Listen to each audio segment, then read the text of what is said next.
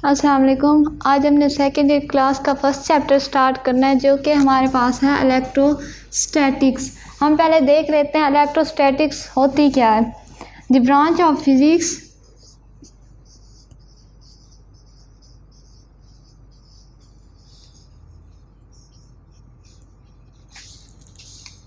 which deals with the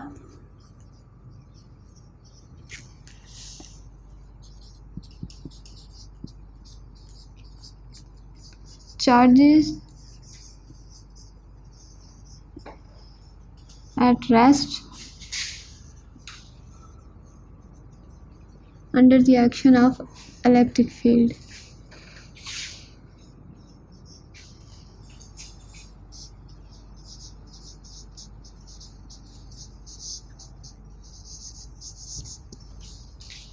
अब क्या हमारे पास electrostatics the branch of physics which deals with the charges at rest under the action of electric field. Static का क्या है हमारे पास? रेस्ट। जो चार्जेस हमारे पास मोशन में नहीं होते उसकी स्टडी को क्या कहते हैं हम लोग? इलेक्ट्रोस्टैटिक्स। लेकिन अगर हम करें मोशन मूविंग पार्टिकल्स की, मूविंग चार्जेस की स्टडी, तो उसे हम क्या कहते हैं? इलेक्ट्रिसिटी। लेकिन हम लोगों ने देखा हमारे चैप्टर का क्या नाम है? इलेक्ट्रोस्टैटिक। तो हम उन्हीं चार्जेस को स्टडी करेंगे जो कि रेस्ट में होंगे। अब क्या हम लोगों के पास इलेक्ट्रिक फील्ड क्या है?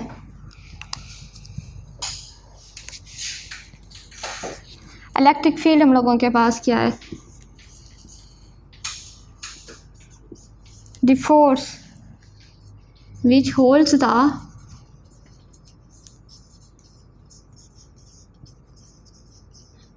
जो कि चार्जेस को क्या करता है? होल्ड्स करता है टू मेक एटम्स, मॉलिक्यूल्स वगैरह। तो हम लोग क्या कहेंगे? इलेक्ट्रिक फील्ड क्या है? वो फोर्स है जो कि चार्जेस को क्या करती है? होल्ड करती है। अब हमारे पास चार्जेस कितनी किस्म के होते हैं?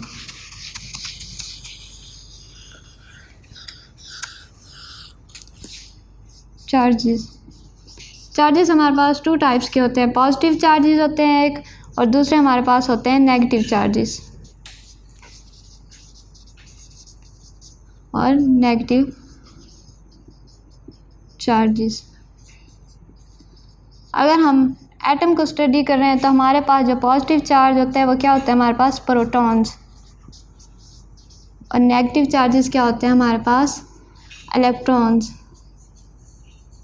अब क्या है? इलेक्ट्रॉन्स प्रोटॉन्स को होल्ड करने के लिए हमारे पास जो फोर्स हमारे पास होती है वो क्या है? हमारे पास इलेक्ट्रिक फील्ड।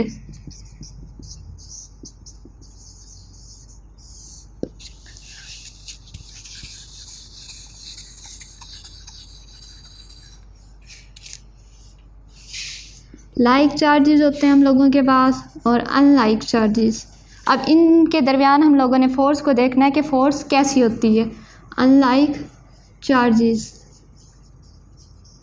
अगर हमारे पास दो चार्जेस सेम होंगे, मींस के दोनों हमारे पास हों पॉजिटिव चार्जेस, तो उन दोनों के दरमियान जो हमारे पास फोर्स होती है वो होती है फोर्स ऑफ रिपल्शन। लेकिन अगर चार्जेस अपोजिट हों, एक हमारे पास पॉजिटिव चार्ज हो और एक नेगेटिव चार्ज हो, तो हम लोग क्या कहेंगे? उन दोनों के दरमियान हमारे पास फोर्स होगी फोर्स ऑफ अट्रैक्शन। क्योंकि पॉजिटिव और नेगेटिव चार्जेस दोनों एक दूसरे को अट्रैक्ट करते हैं, तो हमारे पास जो फोर्स होगी वो होगी फोर्स ऑफ अट्रैक्शन की। अब हम आ जाते हैं कूलम्स लॉ पे।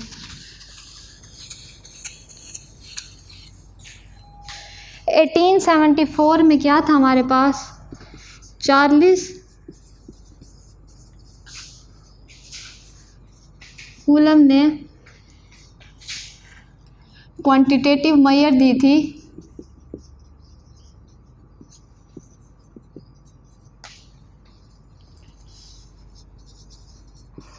Measure of force between charges.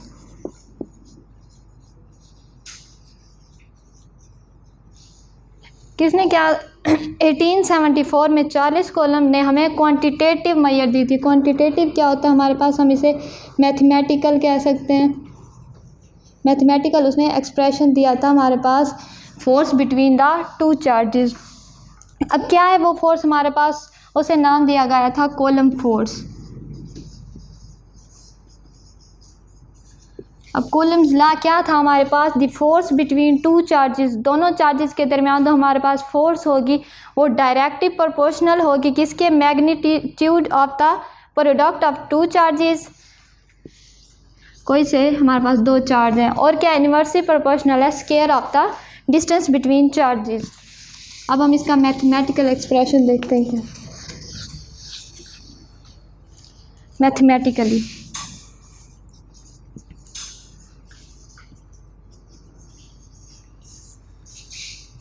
अब हमारे पास क्या है, दो चार्जेस हैं, ये हमारे पास Q1, ये भी पॉजिटिव चार्ज है, ये हमारे पास है Q2, ये भी पॉजिटिव चार्ज है। अब हमने क्या कहा था कि लाइक चार्जेस के दरमियान क्या होगी, फोर्स ऑफ रिपल्शन होगी।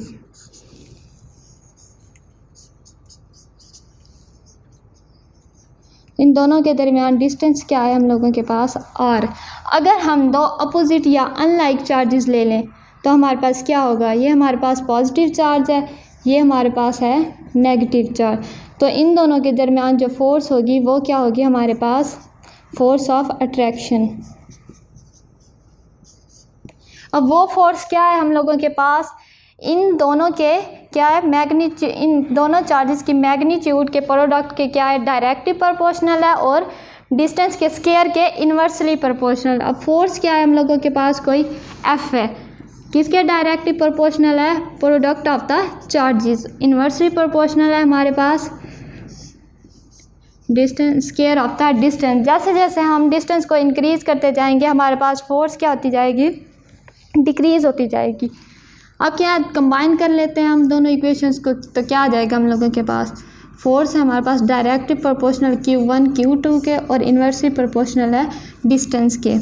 जब हम प्रोपोर्शनैलिटी साइन को ख़त्म करेंगे तो क्या आ जाएगा हमारे पास, प्रोपोर्शनैलिटी कांस्टेंट।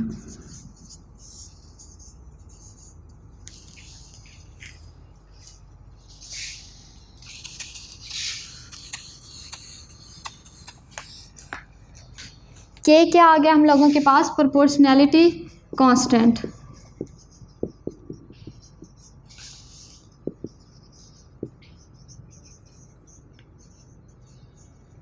अब के किस पे डिपेंड करता है, के डिपेंड करता है मीडियम, डिपेंडेंस ऑफ के, मीडियम बिटवीन द चार्जेस और दूसरा क्या है सिस्टम ऑफ यूनिट्स, जिसमें क्या है हम लोग मेजर कर रहे हैं फोर्स को, चार्जेस को और डिस्टेंस को। फोर्स, चार्जेस और क्या हो गया हम लोगों के पास डिस्टेंस। इन दोनों चीज़ों पे क्या है हम लोगों के पास, के डिपेंड करता है। अगर हम मीडियम चेंज कर देंगे तो हमारे पास फोर्स क्या हो जाएगी, या तो इंक्रीज़ हो जाएगी या डिक्रीज़ हो जाएगी। वैसे ही अगर हम सिस्टम इंटरनेशनल में यूनिट लेंगे तो हमारे पास के की हमारे पास वैल्यू और आएगी, और अगर हम कोई और सिस्टम यूज़ करेंगे तो हमारे पास चेंज हो जाएगी वैल्यूज़। अब के को फाइंड करने का हमारे पास क्या फार्मूला था, 1/4 पाई एप्सिलॉन नॉट। 4 क्या हमारे पास कांस्टेंट है हमारे पास, और क्या है पाई हमारे पास कांस्टेंट है, एप्सिलॉन नॉट क्या हमारे पास परमिटिविटी ऑफ फ्री स्पेस। इसकी क्या वैल्यू है SI यूनिट सिस्टम में 8.85 10⁻⁻12 कूलम्ब स्क्वायर न्यूटन पर मीटर स्क्वायर। लेकिन अगर हम यही वैल्यू के में पुट करेंगे तो हमारे पास क्या आ जाएगी 9 10⁻9 न्यूटन मीटर स्क्वायर पर कूलम्ब स्क्वायर। अब हम इसकी वेक्टर फॉर्म देखेंगे, कूलम्ब लॉ की वेक्टर फॉर्म क्या है हम लोगों के पास।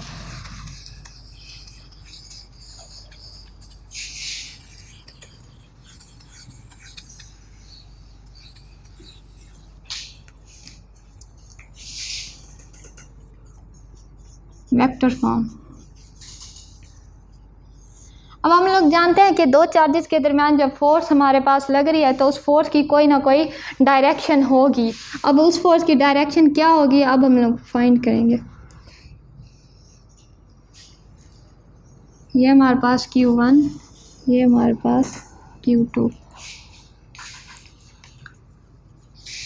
वेक्टर फॉर्म में क्या है, हम लोगों ने दो चार्जेस लिए Q1 Q2। अब अगर हमारे पास Q2 पे फोर्स लग रही है Q1 की वजह से, तो हम क्या करेंगे, F21 is equal to 1/4 pi epsilon naught Q1 Q2 over R square R21 क्या हमारे पास कैप। ये क्या हमारे पास यूनिट वेक्टर, यूनिट वेक्टर हमें क्या बता रहा है, डायरेक्शन बता रहा है, डायरेक्शन ऑफ फोर्स क्या हमारे पास 2 1 की। अब इसी तरह अगर हम फोर्स लेंगे चार्ज 1 पे चार्ज 2 की वजह से, तो हमारे पास क्या हो जाएगा 1/4 pi epsilon naught Q1 Q2 over R square. यहाँ पे क्या हो जाएगा हम लोगों के पास -R12 यूनिट वेक्टर है हम लोगों के पास।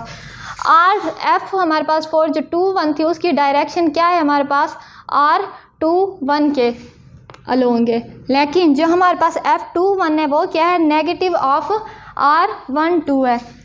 हमने देखा R21 unit vector is equal to R12, दोनों हैं तो इक्वल, लेकिन क्या है डायरेक्शन क्या है इनकी अपोजिट है। तो अगर हम देखें तो यहाँ पे हमारे पास न्यूटन थर्ड्स लॉ वाली स्टेटमेंट आ जाती है, action and reaction are same but opposite in direction.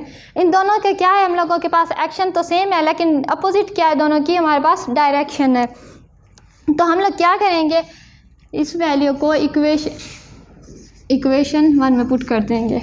अब हमारे पास क्या आ जाएगा, F21 is equal to 1/4 pi epsilon naught Q1 Q2 over R square.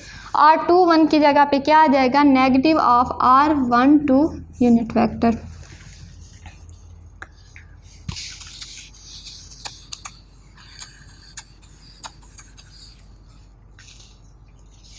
F21 ले रहे हैं हम लोग, क्या आ गया 1/4 pi epsilon naught, negative sign को बाहर ले आते हैं, Q1 Q2 over R square R12। अब क्या हुआ हम लोगों के पास, F12 क्या थी हम लोगों के पास 1/4 pi epsilon naught Q1 Q2 over R square R12। तो अगर हम इस इक्वेशन को देखें तो ये हमारे पास क्या आ गई, F21 force on charge 2 due to the charge Q1 is equal to the force on charge Q1 due to the Q2, लेकिन क्या है डायरेक्शन क्या है दोनों की अपोजिट। अब हम लोगों ने ये फाइंड कर लिया कि क्या है हमारे पास दोनों फोर्सेस हैं तो इक्वल, लेकिन क्या है इनकी डायरेक्शन अपोजिट है। अब यहाँ तक हम लोगों ने क्या फाइंड कर लिया कि दोनों फोर्सेस क्या हैं, एक दूसरे के इक्वल है लेकिन अपोजिट हैं इन डायरेक्शन। आगे इफ़ेक्ट ऑफ द मीडियम वो हम नेक्स्ट लेक्चर में स्टडी करेंगे।